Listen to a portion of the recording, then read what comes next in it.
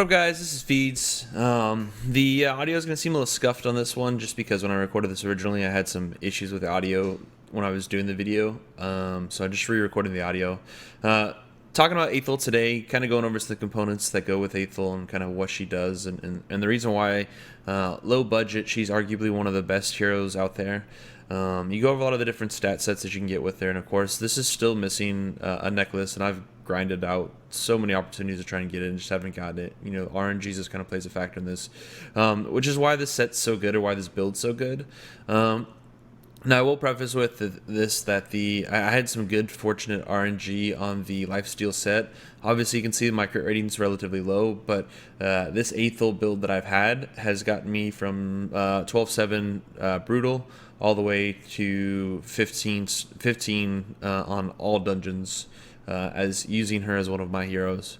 So it's a good way to go. Divine offense, of course, lifesteal set as well, making it super convenient for you. And then of course she's got the majority of her masteries done, which makes it pretty simple overall, especially because she's a 3-hit hero, and she's a 3-hit hero that has a relatively low skill cap as far as what you need to do to make her actually good. So as you can see, nothing too amazing or too offsetting about her. Her speed's relatively good, crit rate's relatively low, crit damage is alright, HP is decent, so nothing too significant about her. But the reason why she's so good ultimately is because the sets and gear that you can do with it.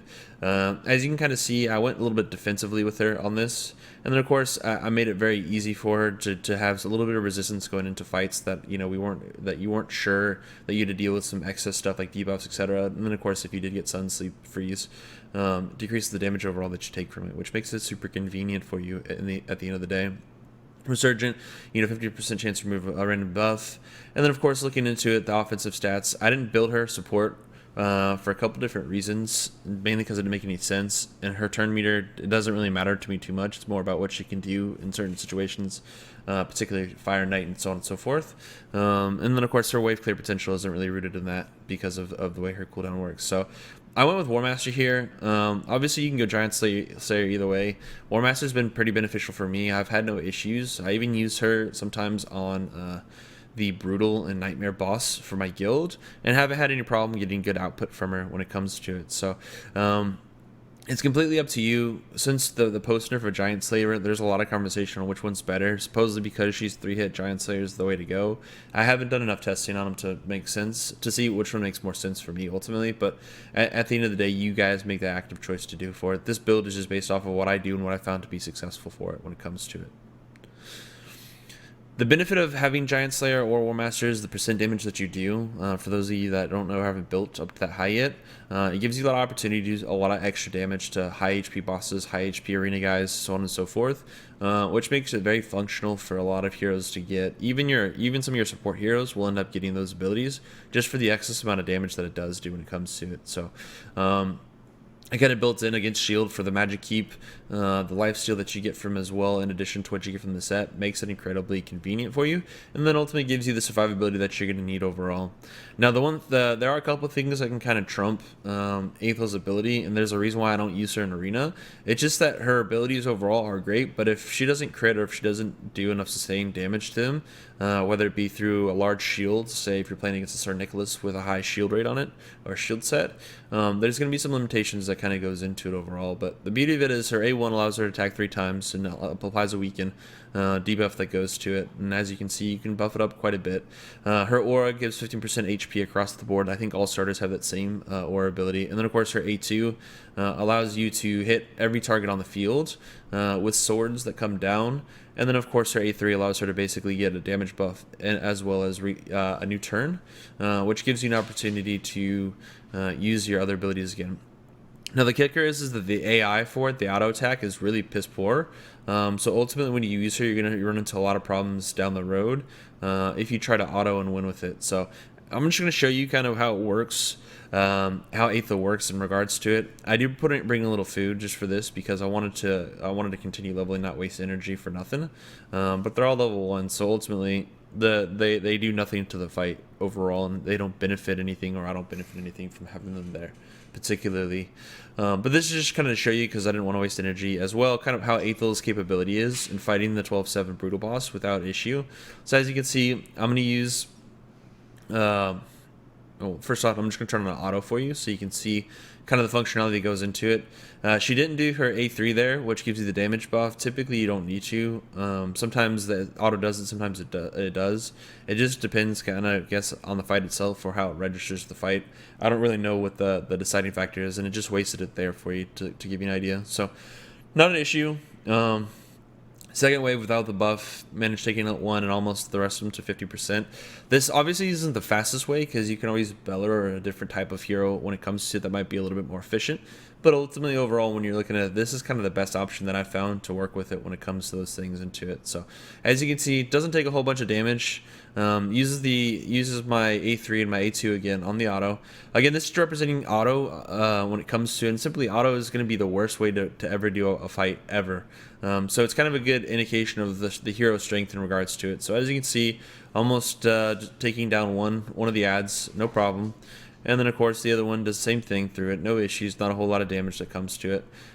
Do the A2 again, taking out one ad and taking the other one to 50%, and the boss to 50%. And then of course killing the ad right here that comes to it. And then the boss should be dead. I think it was in one more turn after this. Yeah, one more turn after this. So even when he does his ultimate ability that takes a good chunk of life, it still doesn't kill me on it. And as you can see, easy to farm boss when it comes to it. So Athel's capability goes a long ways, and depending upon how you build it or how you set it up, is all relative to you. But Athel is probably one of the most underrated heroes out there, just simply because she's low budget. You get to start with her as an option, and then ultimately scaling her up is relatively easy because she's a rare that comes to it. So just as kind of an added bonus, I'm going to show you some of the Minotaur 15 that comes with it. Minotaur is actually a really easy boss once you get the right heroes for it. In a lot of regards, he offers a lot of opportunity, of course, to increase your damage with the scrolls that you get to it. So I would highly encourage you to spend probably 1,000 energy if you could save it up throughout the week, and use it on Minotaur. And then the trick to it is using as minimal team as possible. So as you see here, I have Athel, Bad Alcazar, and Gorgorab. Gorgorab is just simply to revive if something does happen, and then Bad Alcazar is the one that does a fair amount of the damage in this fight, simply because his AoE heals that he does, in addition to his AoE attacks plus his A2 ability that allows him to put poisons and continuous heal on people. It just makes it super convenient. This goes back to it not being the most efficient way or the fastest way to kill him, but it does give you a lot of functionality as far as what you can and can't do with it. So the good thing is that when I finally got to this point where I was able to do this with these three, it gave me a much better understanding of how I could kind of tweak and fine-tune other builds that comes with it in regards to that. So as you can see, Athel doesn't take a whole bunch of damage here. Get frozen there, kind of a pain in the butt. And then of course Battle does his damage right here. And ultimately you're going to be in a spot where you will be able to knock out this wave of ads without issue. So makes it pretty good. Athel's build, like I said, kind of relies on the RNG of the first 7 days, because that's where you get your initial 5-star lifesteal set. But that's the benefit. If you ever run into situations where you have problems, ultimately what you can do is just make a couple accounts, and then just go through that way, and then after the 7th day decide which one you want to level with. It's not super convenient, but if you're trying to min-max, honestly it's actually a pretty viable way, because you'll still have multiple accounts if you want to try and farm other stuff. And then in addition to it, allows you to practice other builds that you don't necessarily get to practice on your main account, because you don't want to spend the silver, don't have the blood shards, didn't get the pool, whatever it is when it comes to it. So there's a lot of stuff that kind of goes into it. As you can see, kind of chopping down the ads here for the Minotaur. They have a huge amount of health, so War Master comes pretty handy here. The only catch to War Master is it doesn't always proc on, or it doesn't proc more than once when you use it. So ultimately you're going to be kind of in a spot to where once you get that first proc, you've benefited. But that's the benefit of having 3 strikes, is that once you've attacked and you've had it proc, then you've guaranteed that you've done it. If not, you've got 2 extra chances to try and qualify for an ability proc when it comes to that. So as you can see, chunking them down pretty hard. Minotaur is super easy because of the Raging Bull aspect of it. And if you have a build that doesn't have the maximum amount of damage output, like say running a Cold Heart or something like that, this is actually a pretty good spot for you when it comes to it, because of the sustain that kind of comes with it. That's the other benefit of running Lifesteal. Especially on Athel, because of the amount of damage she does, especially when she crits, she can full heal herself in one ability turn if she absolutely had to. which has become pretty handy. And before I even had the full hero set, what I ended up doing to clear 3-star everything except 11-7 of Brutal, I used War Priest and Athel. So War Priest is the hero that you get after the first clear on normal 1-7. And then, of course, you get Athel at the starting of the game. So effectively, you can get 2 easy 3-star heroes that will 3-star literally everything in the game for you without issue. It's just a matter of skilling them up and, of course, equipping them properly for it. But that'll be for a different video. So as you see here, we're about to chop down Minotaur. No issues. It's a 3-minute fight. Unfortunately, I wish it could be a little bit shorter, but it is what it is. With the new options that they're adding at a later date, where you'll be able to consume energy without having to click replay, is pretty efficient for this stuff. You won't have to watch your phone and stuff like that. As you can see, she did a fair amount of damage when it comes to it. And then, of course, still managed to keep up with Bad Alcazar, and still did she did more healing than my Gorgrab did. And Gorgrab's got a pretty gnarly AoE heal when it comes to it. So ultimately, that's all that's going to be going on. Hopefully, you guys found this video insightful. At the end of the day, there's a lot of stuff that you can and can't do. It's just a question of what makes most sense to you. I'm going to be making videos of a lot of different heroes when it comes to it and giving you some different options and ideas on it. Ultimately, there's no one set build or one guaranteed way to build a character. It's just a question of what makes most sense for you. My goal is to do builds that are low budget, as I call them, which means that you don't have to rely heavily on RNG to make them work. So it's going to be more focused on gear sets. And then, of course, trying to maximize stats is a secondary idea, but ultimately we want to try to make something that allows you to play the game instead of having to wait 2 to 3 weeks to try and make something work or viable for your build when it comes to it. Of course, that's the in-game stuff. And I'll go over some of those builds at a later time. But ultimately, I want to give you a better idea of how the Athel low-budget build works. Like I said, if you have any questions, leave them in the comments below or send me a message directly. I'm pretty active on our Reddit as well, under Yabusar. So if you do have any questions, give me a shout, give me ideas. Tell me a hero that you'd like to see a build strategy on, and I'd love to get it taken care of for you. Again, if you have any questions or if you enjoyed what you watched, go ahead and hit the follow button, hit the subscribe button. I also stream on Twitch. Every weekend, I'll do a 3-hour, 4-hour speed run.